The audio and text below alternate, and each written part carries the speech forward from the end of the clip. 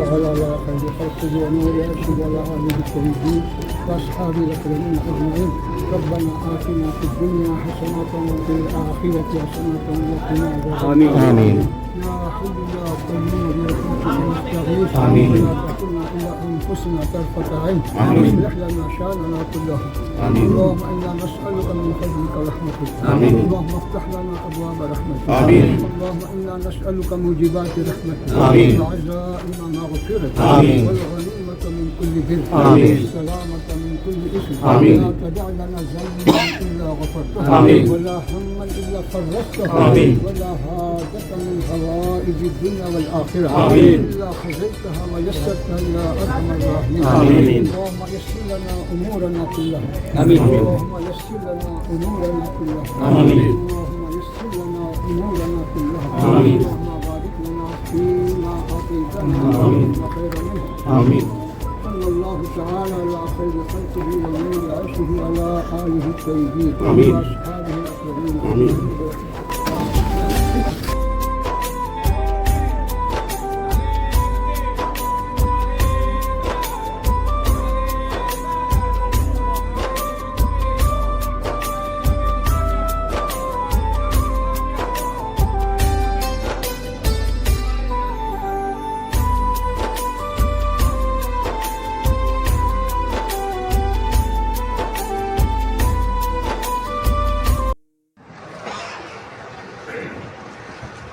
بسم الله الرحمن الرحيم.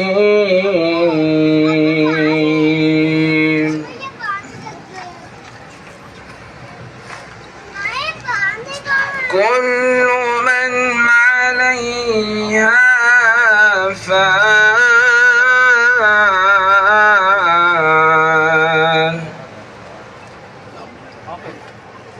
ويبقى وجه ربك ذو الجلال والإكرام.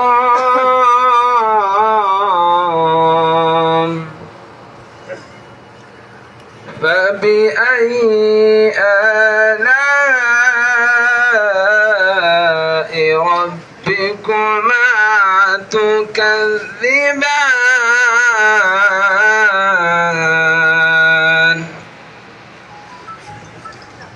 يسأله من في السماوات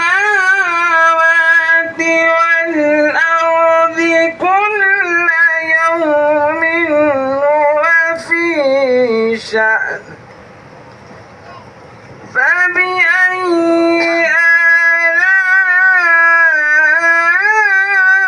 آلاء ربكما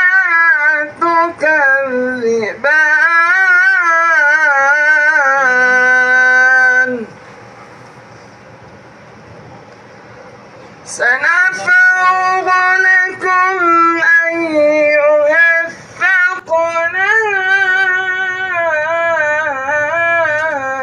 الثقلان. فبأي آلاء ربكما تكذبان؟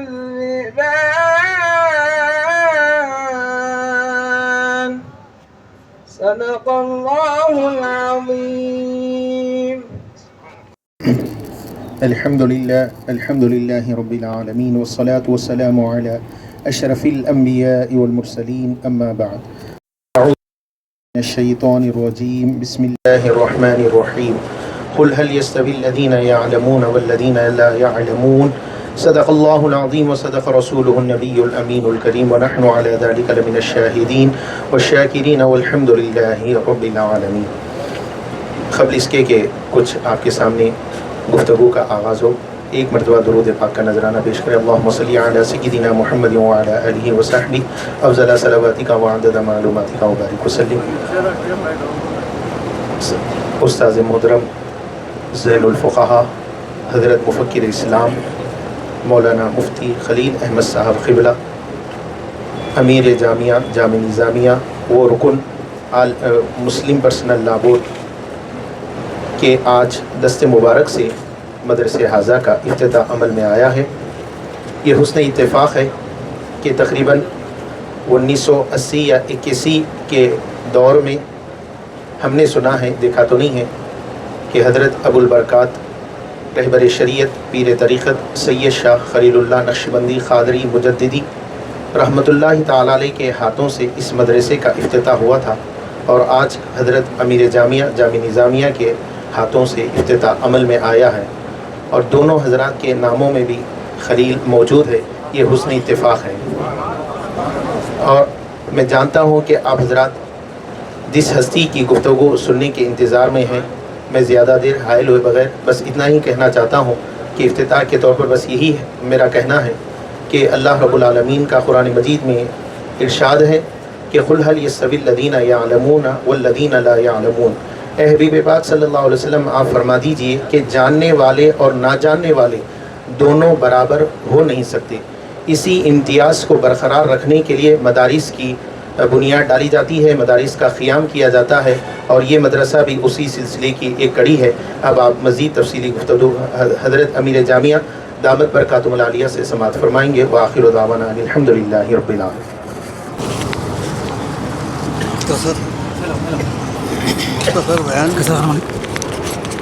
السلام علیکم ورحمۃ اللہ وبرکاتہ۔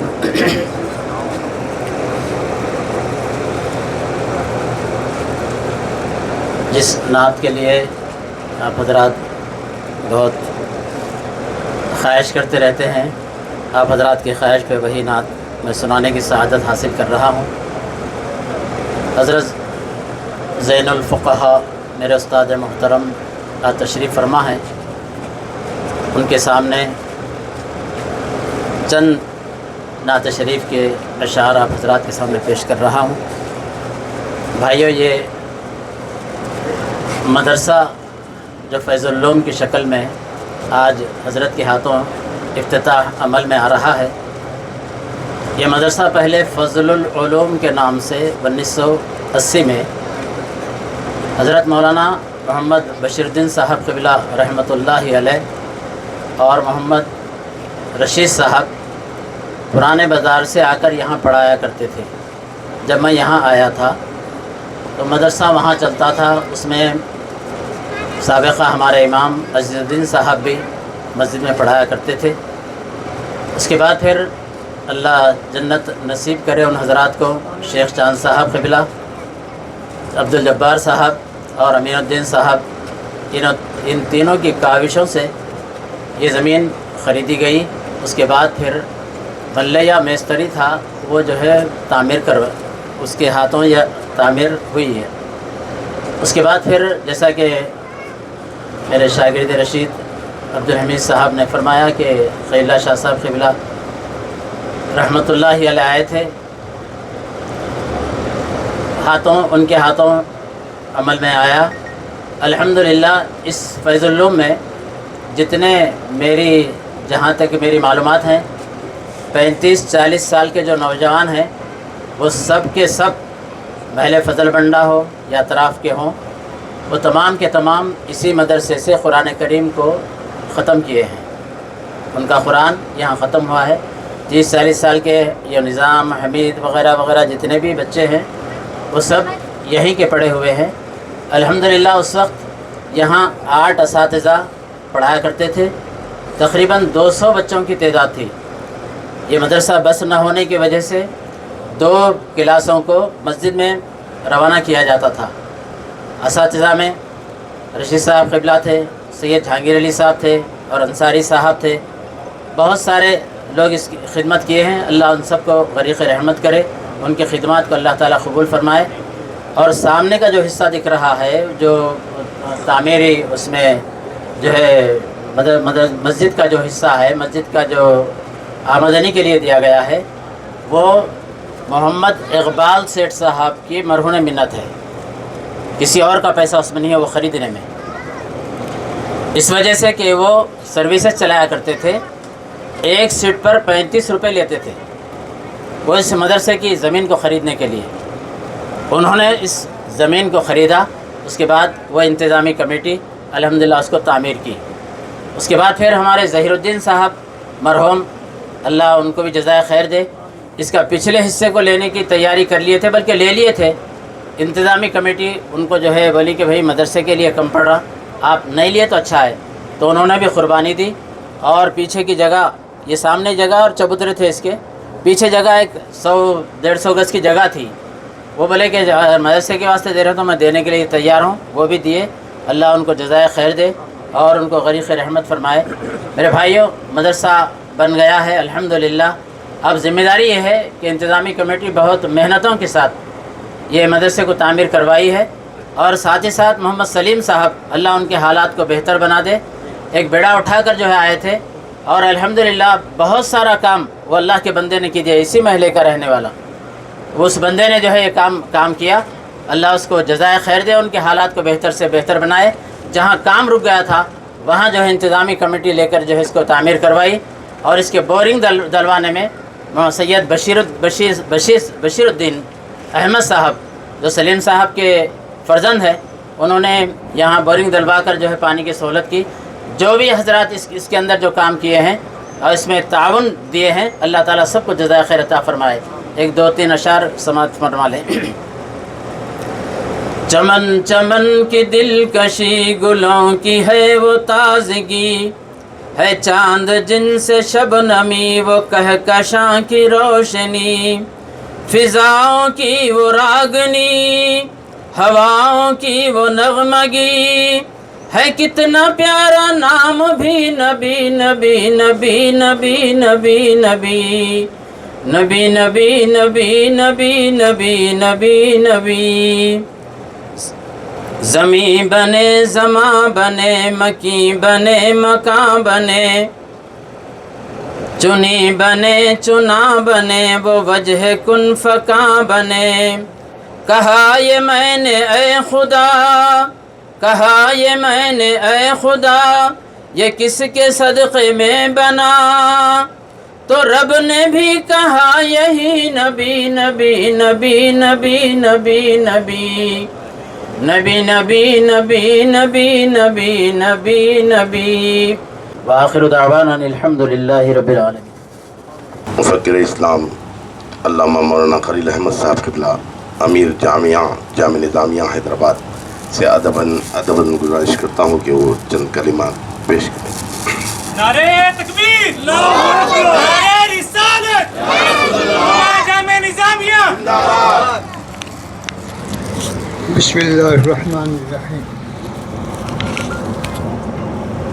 الحمدللہ رب العالمین، والصلاة والسلام علی سید الانبیاء والمرسلین، وعلی آلہ الطیبین الطاہرین، واصحابہ الاکرمین اجمعین، اما بعد۔ بزرگان ملت، برادران عزیز، یہ حقیقت سبھی جانتے ہیں کہ انسان کے اندر جب تک سانس ہے وہ جو بھی کام کرنا کر سکتا ہے، جو محنت کرنا کر سکتا ہے، جو کمانا ہے کما سکتا ہے، دنیا بھی کما سکتا، آخرت بھی کما سکتا۔ لیکن حدیث پاک میں آتا ہے کہ 3 کام ایسے ہیں کہ مرنے کے بعد اس کو فائدہ پہنچاتے۔ زندگی میں تو جو بھی کرنا کرتا، زندگی کے کام جو ہے ہر ایک کے لیے ہے، مسلم ہو غیر مسلم ہو، کوئی بھی اپنے اپنے مذہب کے لحاظ سے کچھ کرتا، لیکن حدیث شریف میں آتا ہے کہ 3 کام ایسے ہیں کہ اس کو مرنے کے بعد بھی فائدہ پہنچاتے ہیں، اگرچہ کہ انہیں کام نہیں کر رہا، عمل ختم ہو گیا لیکن اس کا ثواب جاری ہے۔ تو ایک کام کیا ہے؟ تو ایک کام یہ ہے کہ اگر کوئی شخص علم سیکھا اور دوسرے کو سکھایا، تو علم سیکھنے پھر اس کے بعد دوسرے کو سکھانے، دوسرا تیسرے کو سکھانے کا جو سلسلہ رہے گا، تو پہلے جتنے لوگ سکھائے تھے ان سب کو اس کا ثواب ملے گا۔ تو یہ کیونکہ وہ جو سلسلہ سکھا تھا وہ منقطع نہیں ہوا، جاری و ساری۔ تو اس لیے بزرگوں کا کہنا ہے کہ تم جو کچھ سیکھے سنے سمجھے دوسروں کو پہنچاؤ تاکہ تمہارا ثواب جاری رہے، ایک ہے۔ دوسرا جو ہے کوئی ایسا کام کرنا کہ لوگ اس سے ہمیشہ فائدہ اٹھاتے رہیں. جیسے مسجد بنا دیا تو مسجد بنانے والا بنا دیا، وہ مسجد قیامت تک رہے گی، تو جتنے لوگ اس میں نماز پڑھتے رہیں گے وہ بنانے والے کو ثواب ملتا رہے گا. اب کئی سال ہو، 1000 سال ہو، کروڑ سال ہو، لیکن اس بنانے والے کو اس کا ثواب ملتا رہے گا. اسی طرح مدرسہ کوئی بنایا، کوئی خانقاہ بنایا، یا کوئی باولی کھدوایا، یا کوئی اور ایسا کام کیا کہ جس سے لوگ فائدہ اٹھاتے ہیں، تو ان تمام کا ثواب بنانے والے کو ملتا رہے گا. آج کل کا رجحان یہ ہوا کہ مسجد بنائے تو زیادہ ثواب. مسجد بنانے میں ثواب ہے ضرور، لیکن مدرسہ بنانے میں جو ہے کچھ کم ثواب نہیں. تو مسجد کیا کرے گی؟ مسجد یہ کہے گی میں نماز کے لیے بنائی گئی ہوں، نماز پڑھنا ہے تو آ، نہیں پڑھنا تو جا. میں تیرے کو دعوت دیتی نہ میں تیرے کو کچھ اور کرتی، بس پڑھنا ہے تو آ، نہیں پڑھنا ہے تو جا. اب جو ہے کون پڑھے گا نماز؟ وہی پڑھے گا جس کو نماز پڑھنا آتا ہے. اب جس کو نماز پڑھنا ہی نہیں آتا تو انہیں مسجد کو آتا کیوں، شرمندگی اٹھاتا کیوں؟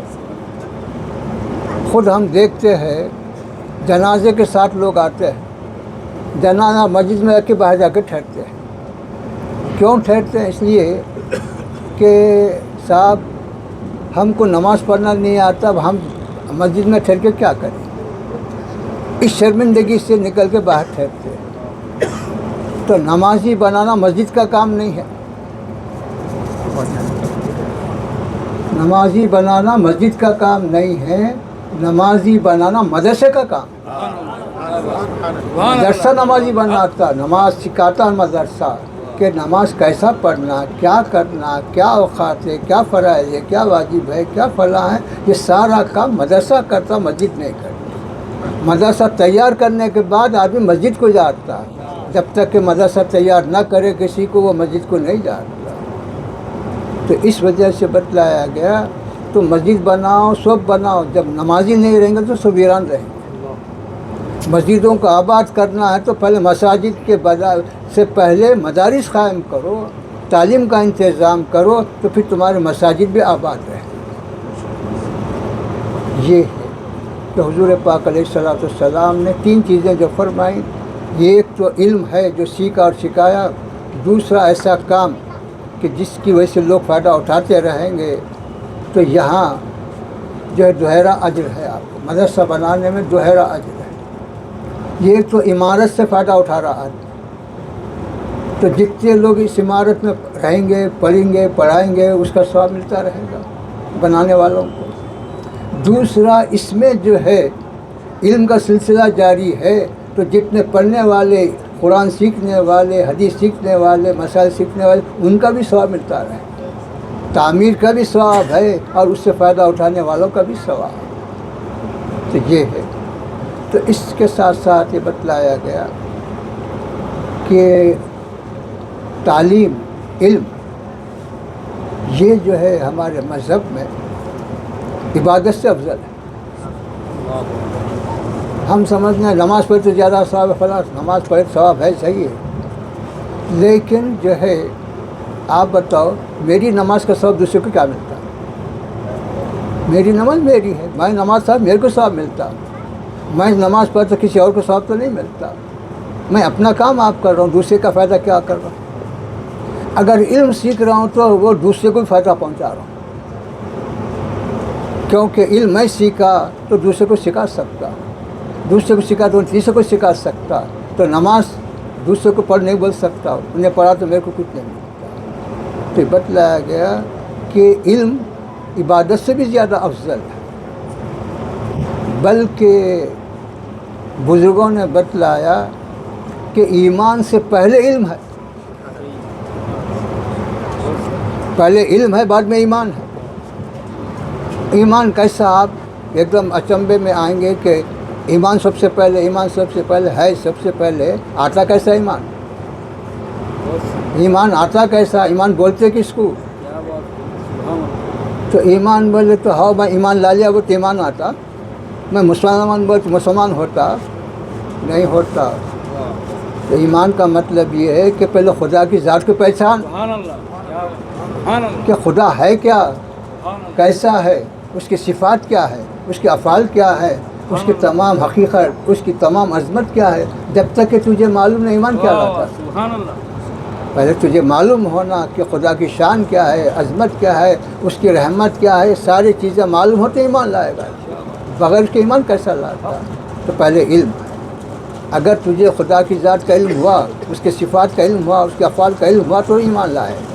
تو اس لیے بزرگوں نے کہا کہ ایمان سے پہلے بھی علم ہے، بغیر علم کے ایمان بھی لا نہیں سکتا. بغیر علم کے ایمان بھی ممکن نہیں ہے، اور اگر ایمان لا لیا تو اس کو باقی رکھنا بھی علم کے بغیر ممکن نہیں. اگر خدا نہ خواستہ کوئی گستاخی ہو گئی تو ایمان گیا. تو پھر ایمان لانے کے لیے بھی علم ضروری ہے، ایمان کو بچانے کے لیے بھی علم ضروری ہے. بغیر علم کے ایمان بھی نہیں بچا سکتا.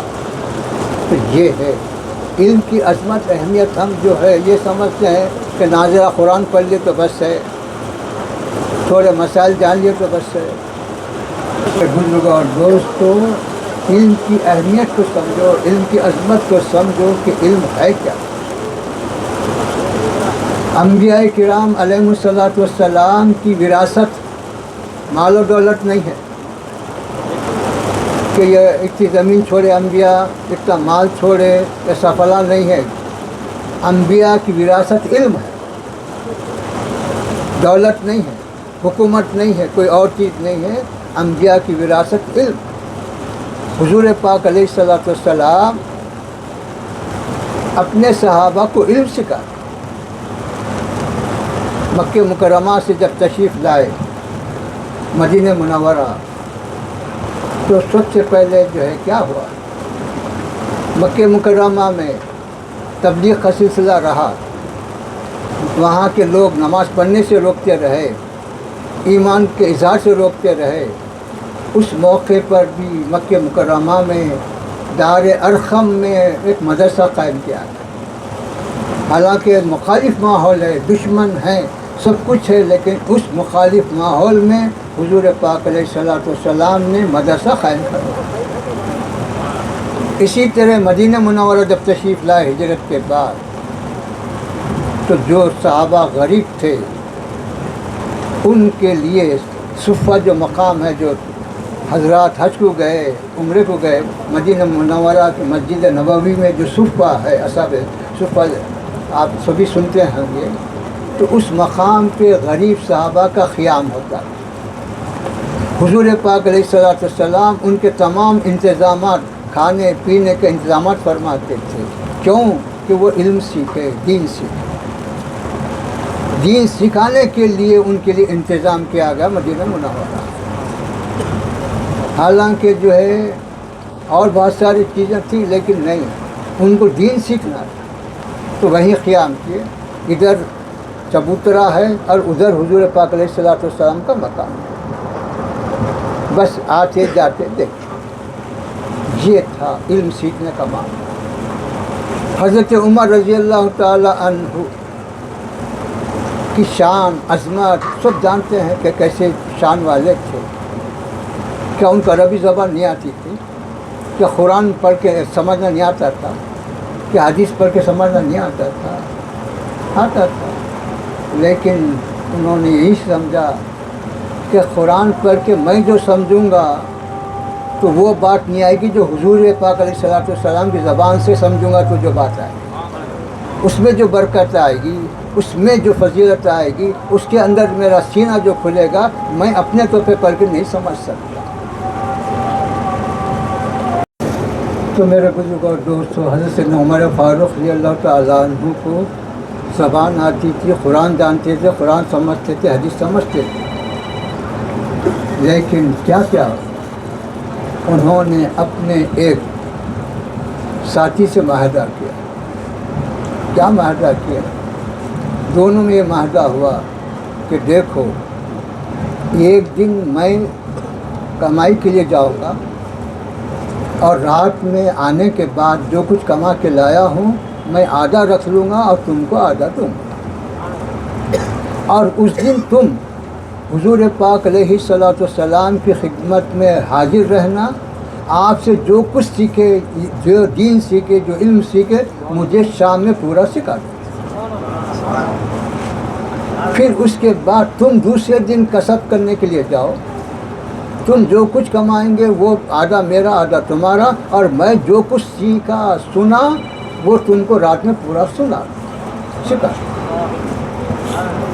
تو یہ ہمارے جیسے تو نہیں تھے وہ کہ ان کو یہ نہیں آتا تھا اس لیے سیکھے، ان کو وہ نہیں آتا تھا، ان کو سب آتا تھا، لیکن بولے کہ دین کا سیکھنا حضور سے ہی کے ذریعے ہی ہو سکتا ہے، علم کی عطا آپ ہی کے ذریعے ہو سکتی ہے۔ ہم 2 حروف پڑھ کے علم آگاہ نہیں بول سکتے، 2 کتابیں پڑھ کے ہم عالم بن گئے نہیں بول سکتے۔ ان کو 2 کتابیں کا 10 کتابوں سے زیادہ کا علم تھا، لیکن دین سیکھنے کے لیے باری مقرر، یہ مقرر کیا۔ تو یہ ہے دین کی اہمیت، علم کی اہمیت صحابہ کے پاس یہ تھی۔ پھر آپ جانتے ہیں کہ ہمارے بزرگوں نے دین کے لیے، علم کے لیے کتنی محنتیں۔ حضور پاک علیہ الصلوۃ والسلام مسجد نبوی میں تشریف لائے، لانے کے بعد دیکھا آپ نے کہ 2 جماعتیں بیٹھی ہوئی ہیں، ایک جماعت جو ہے ذکر میں مصروف، دوسری جماعت علمی بحث میں مصروف۔ ان دونوں کو دیکھ کے آپ نے فرمایا کلاہما علی الخیر، یہ دونوں جماعتیں اچھا کام کر رہے ہیں، نیک کام کر رہے ہیں، ذکر کر رہے ہیں یہ بھی نیک کام کر رہے ہیں، اور یہ علم جو حاصل کر رہے ہیں سیکھ رہے ہیں یہ بھی نیک کام کر رہے ہیں۔ پھر اس کے بعد آپ نے فرمایا لیکن میں جو ہے معلم بنا کے بھیجا گیا ہوں دنیا میں، علم دینے والا بنا کر بھیجا گیا ہوں، اس لیے علم والی جماعت میں بیٹھا ہوں۔ وہ بھی خیر ہے، وہ بھی ہے، لیکن ذکر کا فائدہ ذکر کرنے والے کی ذات کی حد تک، اس کا دل صاف ہوگا، اس کے درجات بلند ہوں گے تو دوسرے کو تو نہیں ہوگا۔ لیکن علم سیکھنے والا جو ہے دوسرے کو سکھائے گا، دوسرا تیسرے کو سکھائے گا، تو یہ سلسلہ قیامت تک چلتا ہے۔ تو یہ ہے علم کی اہمیت اور فضیلت۔ پھر آپ جانتے ہیں کہ ہر نبی کو اللہ سبحانہ و تعالیٰ نے معجزات دیے، ان کے زمانے کی جیسی ضرورت تھی دی۔ حضرت موسیٰ علیہ السلام کو معجزہ دیا گیا کہ دریائے نیل کو جو ہے ڈنڈا مار کے 2 حصوں میں تقسیم کر دیا۔ حضرت عیسیٰ علیہ السلام کو معجزہ دیا گیا کہ کوڑی کو چنگا کر دیتے تھے، مردے کو زندہ کر دیتے تھے، یہ معجزہ تھی۔ لیکن اب کیا ہے؟ اب وہ دریائے نیل کا شق ہونا اب تو باقی نہیں رہا۔ تھا اس زمانے میں معجزہ ہوا، ظاہر ہوا، لوگ دیکھے ایمان لائے، لیکن اب باقی ہے کیا؟ حضرت سیدنا عیسیٰ علیہ السلام مردوں کو زندہ کے ٹھیک ہے کیے، اب کچھ وہ مردہ جو زندہ اب ہے کیا؟ نہیں، ختم ہو۔ لیکن اللہ سبحانہ و تعالیٰ نے ہمارے حضور پاک علیہ السلام کو ان تمام معجزات کے علاوہ سب سے بڑا جو معجزہ عطا فرمایا وہ قرآن مجید۔ قرآن مجید کا معجزہ آج تک باقی ہے، قیامت تک باقی رہے گا، یہ مٹا نہ مٹ سکتا، نہ اس میں کوئی تبدیلی آ سکتی۔ تو جیسا آپ کی نبوت و رسالت قیامت تک باقی ہے، آپ کا یہ معجزہ بھی قیامت تک باقی ہے۔ علماء لکھتے ہیں جب قرآن قیامت تک باقی رہنے والا ہے تو اس سے تعلق رکھنے والی ہر جماعت بھی قیامت تک باقی رہے گی۔ تو وہ کیا؟ قرآن کو صحیح پڑھنے والے کون ہیں؟ قاری ہیں، قاریوں کی جماعت قیامت تک رہے گی۔ اس کے کلمات کو یاد کرنے والے کون ہیں؟ حافظ ہے، وہ حافظوں کی جماعت قیامت تک رہے گی۔ پھر اسی طرح اس قرآن مجید کے معنی و مطلب کو جاننے والے، مسائل کو جاننے والے کون ہیں؟ علماء بھی قیامت تک رہے گے۔ اور اس کے اسرار و معارف کو جاننے والے صوفیہ اولیاء وہ بھی قیامت تک باقی ہیں۔ تو بتایا قرآن ایک ایسا معجزہ ہے کہ جو خود بھی باقی رہے گا اور اس سے تعلق رکھنے والے ہر قسم کے لوگ، ہر قسم کی جماعت وہ بھی محفوظ رہے گی، قیامت تک باقی رہے گی۔ تو یہ آج آپ دیکھتے ہیں کہ ہر مذہب والے کے پاس ایک کتاب ہے، اس کی مذہبی کتاب ہے، خواہ وہ کوئی بھی مذہب ہو، لیکن کوئی مذہب والا دعویٰ نہیں کر سکتا کہ میری مذہبی کتاب کا کوئی حافظ ہے تو بتاؤ، کوئی بھی چیلنج، کوئی مذہب والا دعویٰ کر سکتا ہے کہ میری مذہبی کتاب کا کوئی حافظ ہے؟ نہیں دعویٰ کر سکتا۔ قرآن دعویٰ کر سکتا ہے کہ میرے لاکھوں کروڑوں حافظ ہیں، دیکھ لی دنیا میں جا، ایک نہیں، دو نہیں، کروڑوں ہیں، اربوں ہیں۔ مصر کا حافظ جیسا پڑھتا، ہندوستان کا حافظ وہی پڑھتا، انہیں جیسا پڑھتا انہیں بھی وہی چیز پڑھتا، انہیں جیسی محنت کی انہیں بھی وہی محنت کرتا۔ تو یہ قرآن کی جو برکت ہے، قرآن کی جو فضیلت ہے، علم کی جو عظمت ہے، یہ ہے۔ آج ہم حج کو جا رہے ہیں، لوگوں کے گل پوشاں کر رہے ہیں، جلسے کر رہے ہیں، عمرے کو جا رہے ہیں، گل پوشاں کر رہے ہیں، جلسے کر رہے ہیں، دعوتاں کر رہے ہیں، ٹھیک ہے، کرو، اچھا ہے، لیکن کوئی بچہ حافظ ہوا تو اس کو کوئی پوچھ کے نہیں دیکھا، اچھا حافظ ہو گئے، اچھا، ارے ہم کچھ سمجھنا چاہیے، حج کو جانے والا، عمرے کو جانے والا اپنے فائدے کے لیے جا رہا، تمہارے فائدے کے لیے نہیں جا رہا ہوں، اپنے فائدے کے واسطے جا رہا، جا کے توبہ کریں گا، عبادت کریں گا، وہ اپنے فائدے کو جا رہا، تمہارے فائدے کو نہیں جا رہا۔ بہت سی بار تمہارے کو دعا میں یاد کر رہا تو بہت بڑی نعمت ہے، شکریہ ہے اس کا، لیکن یاد رکھو کعبے کا فیضان اور قرآن کا فیضان، اس کو سمجھ، کعبہ ہمارے ایمان میں داخل نہیں ہے، آمنت باللہ و ملائکتہ و کتبہ میں جو آپ پڑھتے ہیں ایمان مفصل، کعبہ نہیں ہے اس میں، کعبہ ایک عمارت ہے، ایک زمین کا حصہ، تو پھر زمین کا حصہ ہے، اس کو جو ہے ایمان میں بھی داخل نہیں کیا گیا، تو اتنی بڑی عظمت کیوں کہ اس کو دیکھنا بھی ثواب، اس کے اطراف گھومنا بھی ثواب، اور بہت ساری اس کے عظمت فضائل ہیں، تو بولے صرف خدا سے نسبت کی وجہ سے اس کی عظمت، حالانکہ زمین، کعبے کی زمین، یہ زمین میں فرق کیا ہے؟ کوئی زمین کا حصہ، یہ بھی زمین کا حصہ ہو گیا، لیکن خدا سے نسبت ہو گئی اس لیے اس کی عظمت بڑھ گئی، ٹھیک ہے سر؟ تو پھر قرآن کی نسبت کس سے؟ کلام اللہ ہے، وہ بیت اللہ ہے، یہ کلام اللہ ہے، تو بیت اللہ جو ہے ایمان میں داخل نہیں ہے، کلام اللہ ایمان میں داخل ہے، تو جو چیز ایمان میں داخل ہے وہ عظمت والی ہے، اس چیز سے جو صرف مجازی نسبت رکھتی، کعبہ مجازی نسبت رکھتا، اگر خدا سے حقیقی نسبت بولے تو کفر ہو جاتا ہے، کہ خدا کا نہ کوئی گھر ہے، نہ خدا کی ذات زمان میں محدود ہے، نہ مکان میں محدود ہے، سب ہر جگہ ہے، ہر وقت ہے، تو خدا کعبے کو جو خدا سے نسبت ہے وہ نسبت مجازی ہے، قرآن کو جو خدا سے نسبت ہے وہ نسبت حقیقی ہے، کیونکہ کلام خدا کی صفت ہے، صفت ذاتی ہے، جیسا پیدا کرنا اس کی صفت ہے، رزق دینا جیسی صفت ہے، ویسے کلام کرنا بھی اس کی صفت ہے، تو یہ ہے، تو قرآن کو جو ہے اللہ سے نسبت حقیقی حاصل ہے۔ کعبے کا فیضان کب تک ہے؟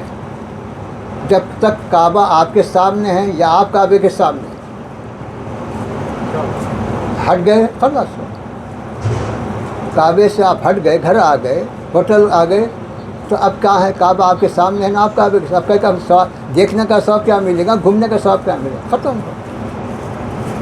لیکن قرآن وہ عظمت والا کلام ہے کہ تم اپنے مکان میں رہ بھی تو اس کا فیضان ہے، مسجد میں رہ بھی تو اس کا فیضان ہے، دکان میں رہ بھی تو فیضان ہے، سفر میں بھی رہے تو فیضان ہے، حضر میں بھی رہے تو فیضان ہے، یہاں تک کہ اگر کوئی سو گیا ہے تو نیند کی حالت میں بھی قرآن کا فیضان تمہارے ساتھ، کیونکہ تمہارے سینے میں تو محفوظ ہے، سو گئے صحیح ہے، نیند آئی لیکن قرآن تو سینے میں محفوظ ہے، کسی کو پورا یاد ہوگا، کسی کو چند سورے یاد ہوں، تو وہ فیضان تو ہے، تو قرآن کا فیضان کبھی ختم نہیں ہوتا، چلتے پھرتے بھی ہے، سوتے جاگتے بھی ہے، حضر سفر سب میں قرآن کا فیضان صاحب، یہ فیضان منقطع ہونے والا ہے۔ حدیث شریف میں آتا ہے اگر کوئی حافظ حفظ کرتے کرتے نامکمل حالت میں انتقال کر گیا تو اللہ سبحانہ و تعالیٰ خبر میں ایک فرشتے کو مقرر فرمائے گا جو اس کے حفظ کی تکمیل کرائے. نمازیں قضا ہوئی تو نمازیں قضا وہاں نہیں ہوں گی، روزے قضا ہوئے تو روزوں کی قضا وہاں نہیں ہے، زکوٰۃ کی قضا نہیں، حج کی قضا نہیں ہے. لیکن قرآن کے حفظ کی تکمیل اگر نہیں ہوئی تو اس کے لیے اللہ مقرر فرمائے گا. یہ اس کا مقام، یہ اس کی عظمت ہے. کعبے کو تم بے وضو ہاتھ لگا سکتے، چھو سکتے، کچھ اس کے غلاف کو چھو سکتے، اس کے عمارت کو چھو سکتے، لیکن خدا کا یہ کلام وہ مقدس کلام ہے کہ بے وضو ہاتھ بھی نہیں لگا سکتے.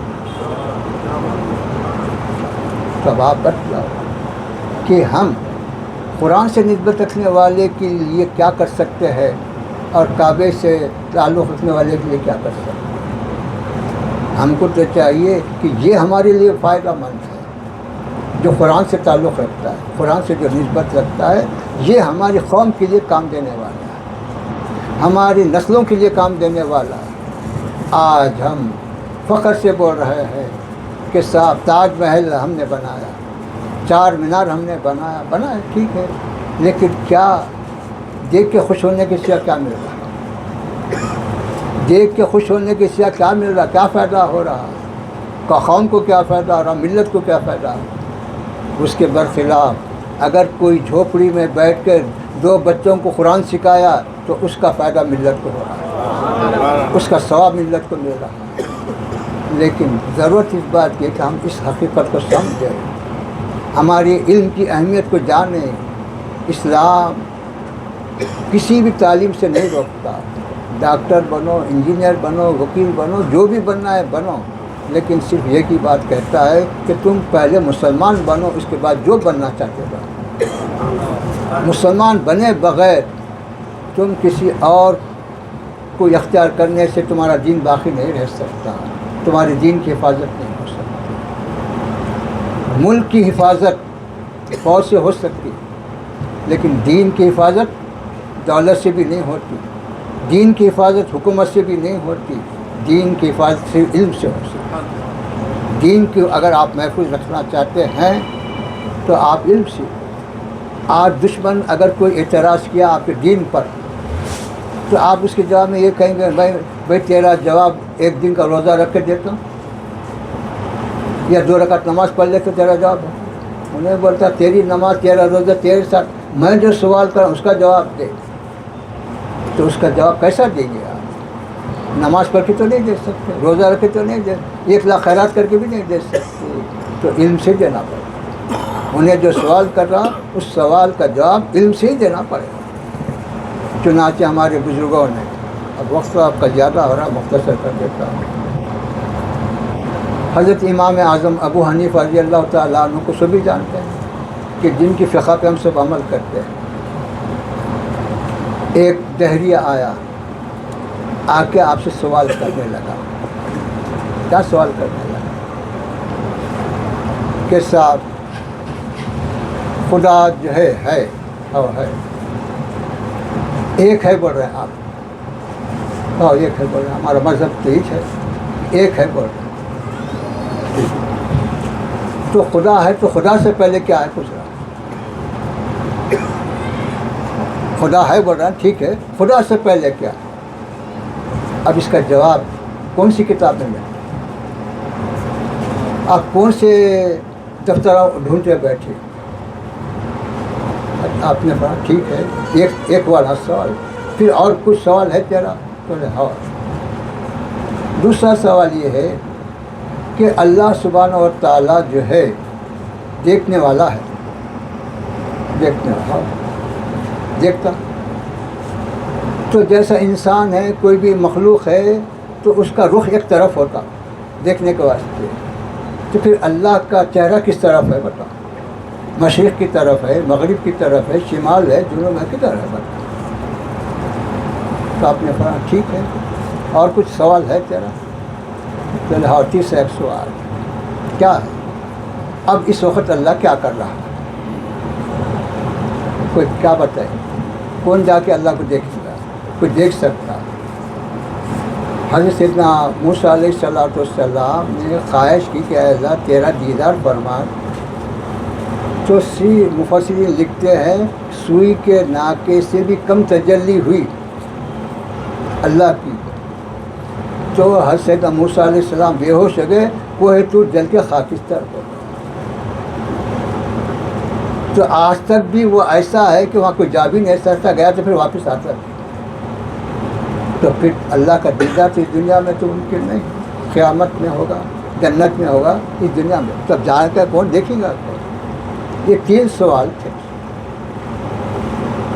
تو آپ نے فرمایا ٹھیک ہے اس کا جواب ہے. تو آپ نے فرمایا کہ اچھا تیرے کو گنتی آتی کیا؟ ہاں آتی گن. تو 1 2 3 4 10 تک گنا, ہم بیٹھے. اس کے بعد آپ نے فرمایا 1 سے پہلے کیا ہے بتا. تو یہاں سے شروع کرا, اس سے پہلے کیا ہے بتا. تو بولے اس سے پہلے کچھ نہیں. تو بولے کیوں نہیں پھر؟ یہ تو ایک جو گنتی میں لایا تو یہ واحد مجازی ہے نہیں. تو جب یہ واحد مجازی سے پہلے کچھ نہیں تو واحد حقیقی سے پہلے کوئی شے رہتا ہے.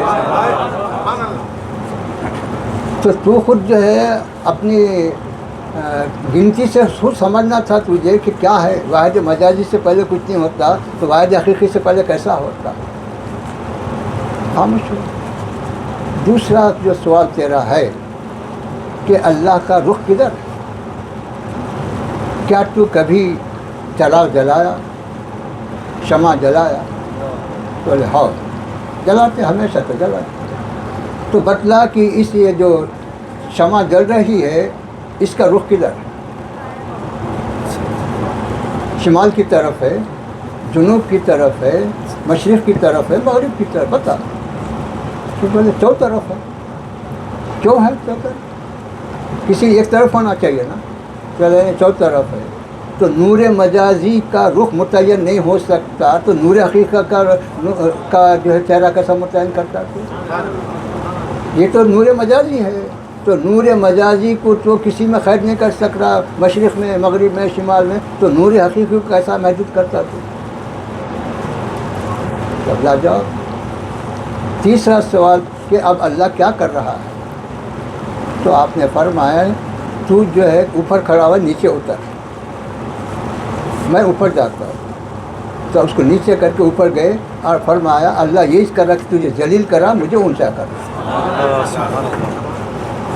میرے بزرگ ایسے سوالات دہریے شروع سے کرتے آئے, آج نہیں کر رہے, شروع سے کرتے آئے. اور ہمارے بزرگ اس کا جواب دیتے رہے. لیکن جواب جو دیں گے کیسا دیں گے؟ علم سے دینا پڑے. بغیر علم کے آپ جواب نہیں دے سکتے. تو اس لیے علم کا سیکھنا ضروری, سکھانا ضروری اور علم کو عام کرنا ضروری. یہ مدارس جو ہے اگرچہ کہ یونیورسٹی کے جیسے بڑی عمارتیں نہیں, وہ اور چیزوں کے شان و شوکت والی چیزیں نہیں ہوں گے, لیکن ہمارے چھوٹا مدرسہ ہی سے لاکھوں کروڑوں کی عمارت سے افضل ہے, اس سے زیادہ بہتر ہے, اس سے زیادہ ہم کو فائدہ دینے والا ہے. تو اس کی اہمیت سمجھیں, اس کی جو ہے حفاظت سمجھیں. اور جن بزرگوں نے, جن لوگوں نے اس میں حصہ لیا, کوشش کی, محنت کی, وہ سب کے سب قابل مبارکباد. ہمارے دین کی حفاظت کرنے والے ہیں, دین کے علم کو بڑھاوا دینے والے ہیں.